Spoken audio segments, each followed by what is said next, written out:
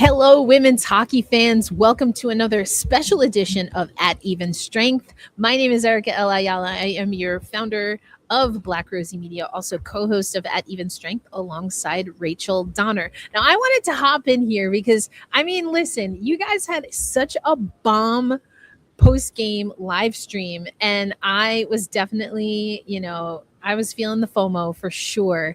But thank you both so much. So Rachel is, of course, my co-host at Even Strength, here once again with Preston Huntington, who runs, of course, the Czech Women's Hockey Report and has joined us here before. And I know it's early for you on the East Coast, so even more kudos to you both. But we'll start with, as Rachel knows, I like to do a little bit of a vibe check. We'll start with you, Preston. What are the vibes like in life? How are you feeling about this tournament? The vibes are high, especially after yesterday. Oh yeah. Yeah, no, definitely the reset game. I think we all wanted. I was driving home from Vermont. I live right outside of Washington D.C., so I had a 9-hour drive yesterday. I woke up at 6 a.m. in minus 14-degree weather in Vermont just so I could make it home before puck drop. And I walked into my door 3 minutes before the 3:10 puck drop. So we made it. It was a long day. Yeah, no, the vibes are good. Thanks for having me back. Of course. And Rachel, I am soon going to let you take over the show here, but I see a nice callback sweater here with the hockey laces. This is what I do. Yeah, I have my OG first season NWHL New York Riveters hoodie on today.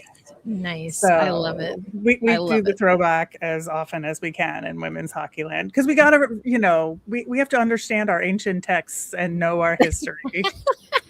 Exactly. And we at Black Rosie Media, of course, we definitely hold fast and stay true to that. But I figure, I have a little bit of time. My audio from USA men's practice is still transcribing. I figured if there's anything that y'all want to know just about what's going on here, I'll give you a little sights and sounds and then let you take away the show. Yeah, I think, for me, and Preston and I were talking about this before we went live, like the Team Canada vibe, right? Both of us seem to think that this team is not firing on all cylinders yet, that they really, at least from my perspective, they kind of outlast their opponent right now. I think that it's not a matter of like dominating. 4-0 win against Switzerland. Now Switzerland is better, as we'll get into with Preston, but I do think that Canada just basically like wore Switzerland out by the end. It wasn't that their skill got them that 4-0 win. It was they just wore Switzerland out, and eventually they got some goals at the end of the game there. But it was not an impressive performance. But what did you think? Yeah, that's so interesting because I think we also have to remember, right, that this was a Canada team that was impacted by some of the illness that has been running around the Olympic Village. And so we did get to speak to Sarah Fillier after the game. And I think one of the goal scorers. Exactly. Yes. So I think what you're saying is accurate in that, yeah, there's definitely more on the table for this Hockey Canada squad. And, talked about this with Ava, but the fact that Natalie Spooner, their 13th forward, was getting it done, I think that perhaps can speak to some depth that exists. But what Sarah Fillier told me after that last game is that it's just about going from C chances to A chances. So she in and of herself was like, there's obviously still more in the tank. When you put on 55 shots on goal and you score 4 times. Now the power play looked good. They were able to convert on the power play. And, I did speak to the young Swiss player, Ivana Way about that, who celebrated her 20th birthday while she was here in Milano, which is wild. And then like a couple of days later gets the shootout game winner. But, Switzerland knows they cannot give up so many penalties. And to your point about Canada, the reason I wanted to mention the penalties is because what were we seeing 5-on-5, right, from this Canadian squad? The power play was a huge part of their success. And so, yeah, I think that you can look at having a little bit of a delayed start as part of it. And Renee Debian, we talked to Troy Ryan, did not dress for that game. I mean, Emrance Mashmeyer, Rachel, as you and I have, she's no slouch, right? Definitely not that. Oh, no. Yeah. Nothing bad to say about her. Let's be clear. No. But I think, and I'll be curious to hear what y'all say about this, but I wonder if what you're asking, Rachel, or even what we've seen, could it be that that game that was postponed and that delay, is there a little more strategy from Troy Ryan? He did say that Renee Debian not dressing was because they stuck to what presumably was their plan to have Mashmeyer get that game. And then knowing that, you know, you have that extra game and they're going to take on the United States in a back-to-back. I do wonder if that just seemed like the right opportune time to give Renee Debian in particular some rest. And if that's the case, did that impact other decisions that we saw from Hockey Canada?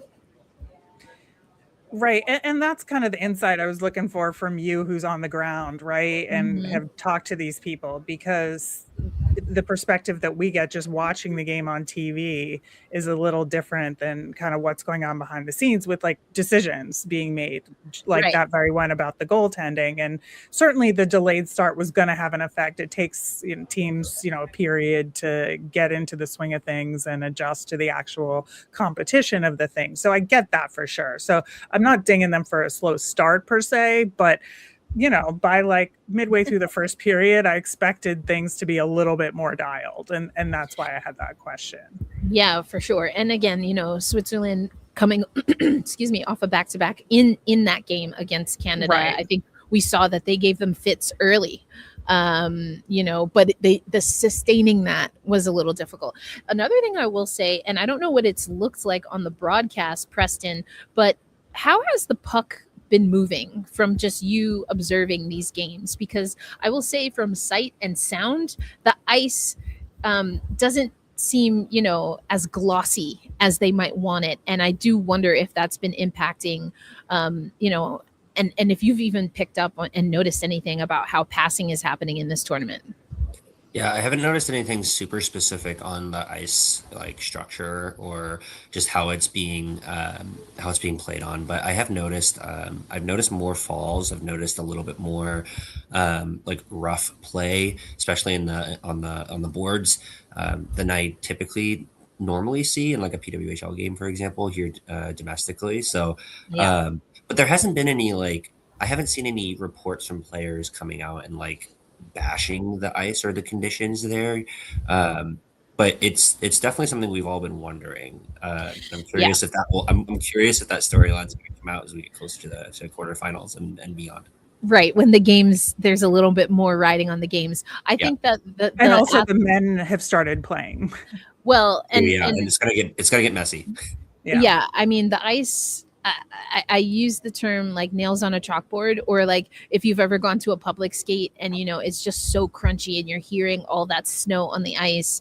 That's what it sounds like. That's what it looks like at times. And that's really interesting because the players, to your point, Preston, they're not really getting into that, but they're also not, being overly enthusiastic either. I think it's more of that they maybe potentially just don't want to go there, which I can understand as well. But I do think, is that something that becomes a little bit more of a rallying cry, particularly from the coaches, if we're going to see that. I mean, hockey's not basketball.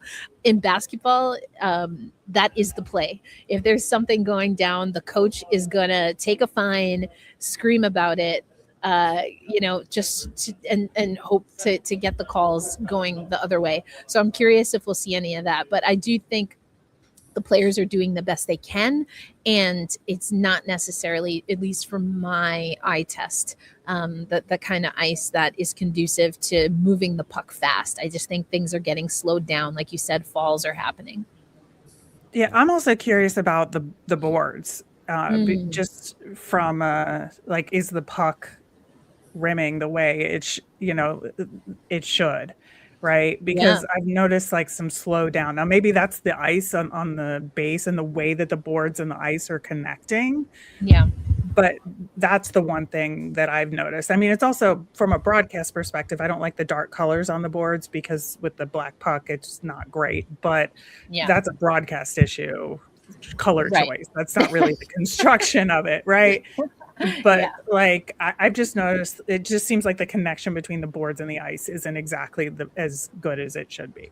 Yeah, that's interesting. I did speak to Erin Frankel, not specifically about the boards, but we know that the ice sheet it's not exactly to the dimensions. And I think, she had an interesting comment, I should say, in our conversation, that playing in the PWHL, you play at different rinks and there's different ice sheet sizes. We saw that in the PHF, right? The Canadian teams were playing on more Olympic size ice, whereas the North America or the US teams were playing on what we consider NHL ice. But here, the neutral zone, I have noticed players. I actually got to speak to Preston, Aneta Terelova, a little bit about that. And I was like, hey, as a defender, knowing that the neutral zone, people are commenting that it's a little bit shorter, how is that going to impact how you defend? And her response, this was the last practice before the first game, is, I guess we'll see. So, I'll have to follow up with her on that. But I think it's just extra feisty to start. Hey, listen, I think she's adjusted pretty quick. I would say, and I was laughing hysterically at one of the games because she got into it, to your point, and then was the captain on the ice having to talk to the officials about it, which I thought was really funny. But before I get out of here, I think just going back to what Erin Frankel was saying is, there's adjustments, and what we talked about is the space between the goal line and the boards, and how that impacts how she, or if she is pursuing a puck, or is she just communicating with one of her skaters and things like that. So I think it comes down to communication. I think it comes down to, Preston mentioning the falls. I think it comes down to just being smart in how you skate, or really how you support the puck when you have the puck in your possession. So those are things for sure that, because of what I've seen just at practices and at the games, that I'm trying to cue in and see if and how the athletes are adjusting. But I know y'all have a great show planned. Joe just got back from the wrap up of Team USA men's hockey practice, so I'm going to touch base with her.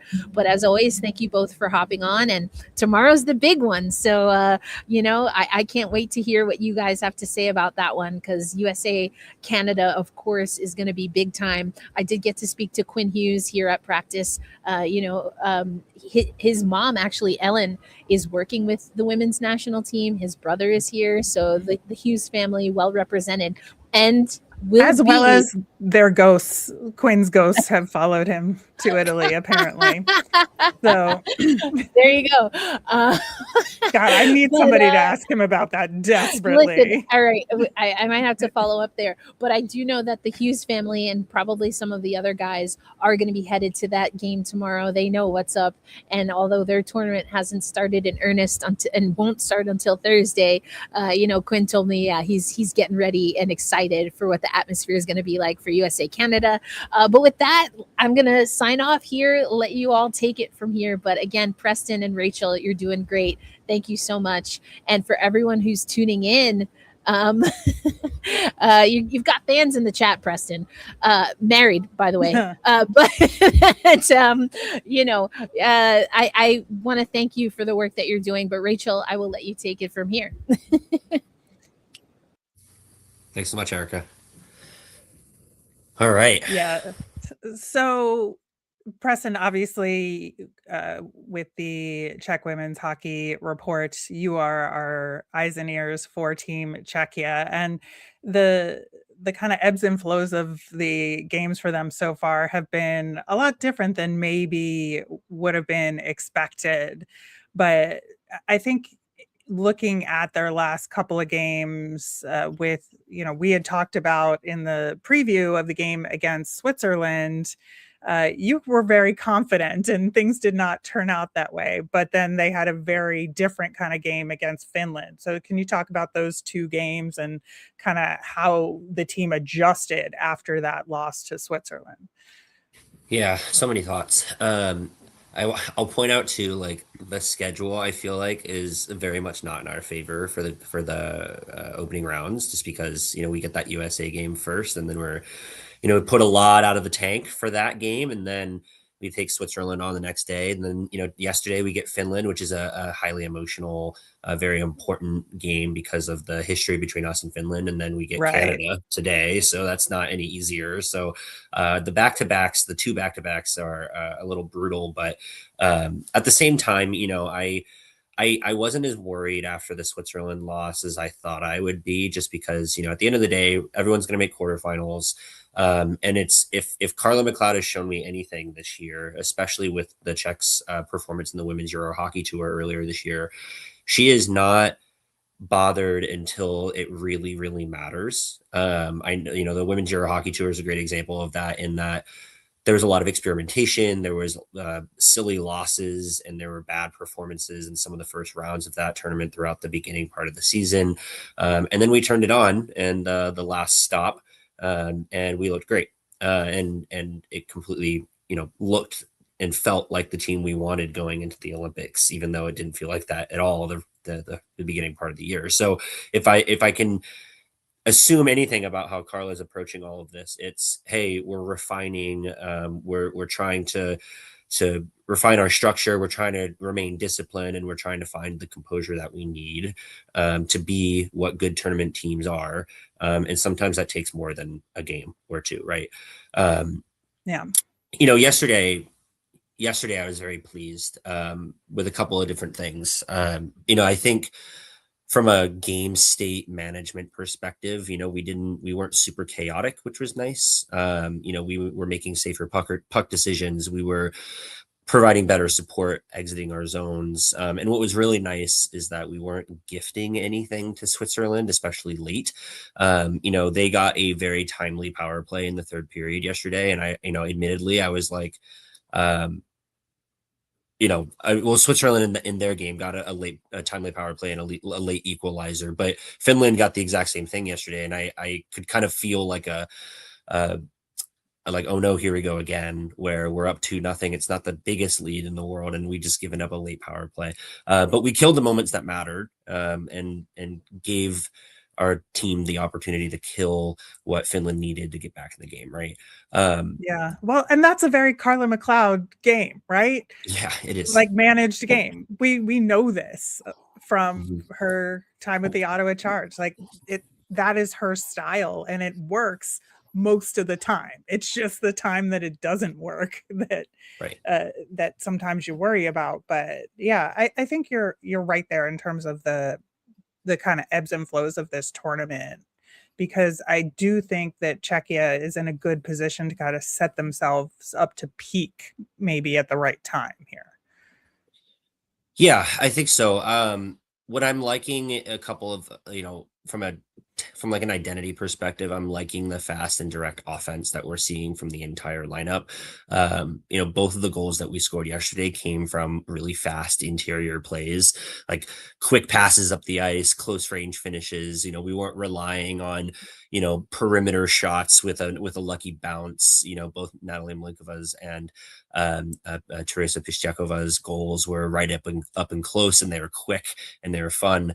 So I enjoyed that. Especially, I would say. Oh, it was gorgeous. It was gorgeous. Beautiful. And what's nice too is that we're getting some layered defending, which is something that we've needed as well. Finland got a lot of looks late. They really made a push, but I thought we protected the middle a lot better than we did against Switzerland. I thought we were forcing them on to take a lot more outside shots than we did against Switzerland, and more one and done. So that was really good to see. I also thought, we talked at length after the Switzerland game as well, which was, or after the USA game, I believe it was, which was Klara Peslarova. and how she was going to respond. I know Michaela Hesova played the Switzerland game, and I thought she played well. You know, it was a unfortunate result in the shootout, but Clara was the difference maker, I thought, yesterday in a couple of key moments against Finland. There was that breakaway save against Michelle Karvinen, which happened right out of the box. You know, I think this is tournament management working the way it's supposed to, right? We gave Clara the nice big chance against the US. We, you know, flipped it over to Hesova the next day, and then Clara comes back and she slams the door and she gets that first ever career Olympic shutout. So I think that's a big one for her. Yeah, I think your point about the management and goalie selection is spot on, because I was thinking that as well. It's like, give Peslarova the big USA game and then let her rest, right? Because that's hard coming out of the gate like that. And then you get her back in this game, and with the experience she's just had playing USA, she can play a better game in her next outing. And that's exactly what happened. So I think that was very smart. Yeah, I'm interested, you know, again, if we're talking about kind of Carla McLeod kind of tournament game management here, you know, barring an upset from Switzerland over Finland or us over or Canada, regardless, I'm thinking we're going to be in a kind of a 4 or 5 spot here in the group. And if that's the case, we're going to most likely play Finland or Switzerland in one of those in that quarterfinal game. So for me, I'm thinking, you know, who do we play today? Do we put Peslarova in again and let her ride the momentum after yesterday's big win? Or do you give a goalie like Michaela Hesova, who's, you know, kind of a goaltender of the future for this program, give her the chance to see if she can do something big against the powerhouse that is Canada? I mean, it's clear that we've seen that Carla McLeod will make lineup changes and she will do things that, you know, experiments a little bit just to see what she has at her disposal. And I don't think she's worried about a bad result. I don't think she's worried about a win or loss at this stage still. I think, you know, she wants to go out there and perform well against Canada for sure. But, you know, she's still thinking, I think, longer term, what do I need to do to make sure that this team is ready to dominate in the quarterfinal and ensure that we get that semifinal matchup. So. Yeah, exactly. And obviously the game today against Canada is a huge one for that. And I think that it's not, you know, ultimately the final score isn't as important as the goal differential, right? In terms of all of that. So, and I'm assuming Peslarova is going to be in net for this one as well for Czechia. But, you know, Canada has a lot to prove in this game as well. You know, obviously with the delayed start, and when we were talking about it earlier with Erica, I think that this is kind of an opportunity for Canada to be like, no, we're still Canada, we're here. And so it's like Czechia is the unfortunate recipient of that. But I do think Czechia, from a defensive and physical perspective, is up to the task. I do. You know, I think Canada's coming in here as like a sleepwalking giant of sorts here, right? They, you know, yeah, they got the, you know, they got the on paper 4-0 dominant win over Switzerland, but you know, they also have had kind of a weird schedule opener. You know, they've had more time to sit around and watch and kind of sharpen things over, you know, the last couple of days. I think the upset case for Czechia is realistic, though. I think if there was one team that a lot of people were pointing to as this could be really interesting, it was Czech Republic versus Canada. And I think they get the reset that they wanted yesterday. I think they've got to do a couple things if they want to be super competitive today, and I'll be very interested in seeing if they can do this. One, I think they need to win the first 10 minutes or 15 minutes of the game today. You know, the Canada-Switzerland game showed that, you know, they can dominate without having to score early, right? They don't need to necessarily come out and blow you away right out of the water. I think if Czechia can survive that opening wave and keep it not 0-0 early, or better, if they can maybe steal an early goal too, I think the pressure then flips onto Canada's stick. I think for us, you know, we've talked about this at length too, and this has always been a big one for us. We've got to stay out of the box, right? Canada had multiple power play goals in their opening game, and we don't want to give them reps. We don't want to give them the opportunity to get comfortable in the power play. And that has been a key for success for this team for the last couple of years now for Team Czechia, which is if we stay out of the box, our winning percentage goes very high. I also think one of the things we have to do is we have to be confident up the middle offensively. Our best looks in this tournament since the beginning has been when we attack quickly through the middle. When you have like a Natalie Malinkova driving through, Katerina Mrazova has looked great up the middle. You have like players like Teresa Vanisheva who can really hunt and get through and around players. And we're seeing that from some of our young players. Teresa Plosova has looked really, really confident in the middle of the ice. Barbara Jurzychkova, like we have depth and danger in that middle of the ice, but there has to be a confidence that they can do it against a Canadian defense. And if they can do that, I think there's going to be opportunities for them to score and make it close against Canada. Yeah, I think so. I also, we're going to have another live show after the USA-Canada game tomorrow, but with Canada playing Czechia and the United States playing Switzerland, who, as you are well aware, have been like a kind of a tough team to play against so far. I think both of these games are going to have an effect on what USA-Canada looks like tomorrow. We'll get to it after that game and see if that comes to fruition. But I do think the Swiss are going to give Team USA, at least early on, a run for their money to try and stop the speed and turn it into more of an East-West game than USA would maybe want. But that is a game looking forward to today as well. We've also got Germany against France upcoming as of this recording. But we did see, I think the tournament darling has got to be the home country of Italy, right? Of course. Yeah. I mean, how special for them, right? That they get to come out and play in front of their home country, and not just make an appearance, right? They're winning games, they're looking good, like they're almost assuredly going to make the quarterfinals, which is really, really special. Like, I mean, it's awesome. I'm so happy for that program, and this is just another example, I think, right, of a team that is playing competitive hockey that no one really expected, and it just kind of is a an innate. This is the game growing before our eyes. This is the game continuing to get more competitive and more parity, especially in that B group. So I'm really, really, really thrilled for Italy, and I'm excited to see what they're going to do today against Germany. Yeah, I think, well, that'll be tomorrow, but I think they just defeated Japan this morning, and that puts them currently in second place in the standings in Group B before the other game today. But they have Germany left to play, who are just below them in the standings right now.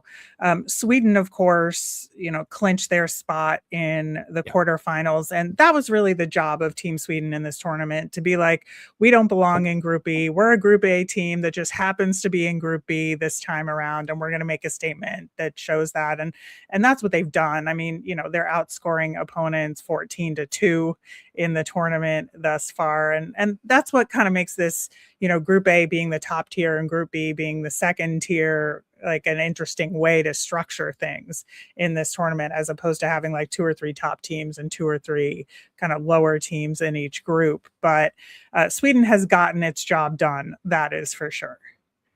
Yeah, it's going to be interesting to see how they play. I'll be curious to see how confident they are in the quarters. When the level of competition changes, right? Oh yeah. Like on one hand, yes, they did exactly what they needed to do, which was dominate Group B and clinch, which they did single-handed assuredly. But I'm also curious too, like that breeds a lot of confidence for them. And they're looking good. Their chemistry looks amazing. They're scoring kind of at will right now.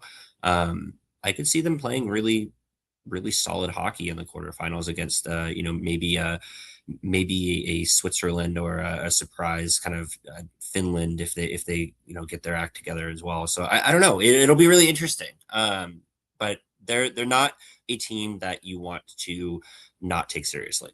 And I think that they're showing that this tournament. Yeah, absolutely. And then we've been doing a couple of these live streams through Black Rosie Media in the morning East Coast time, kind of middle of the day for our intrepid people in Milan, Erica, who joined us earlier, and Joe as well.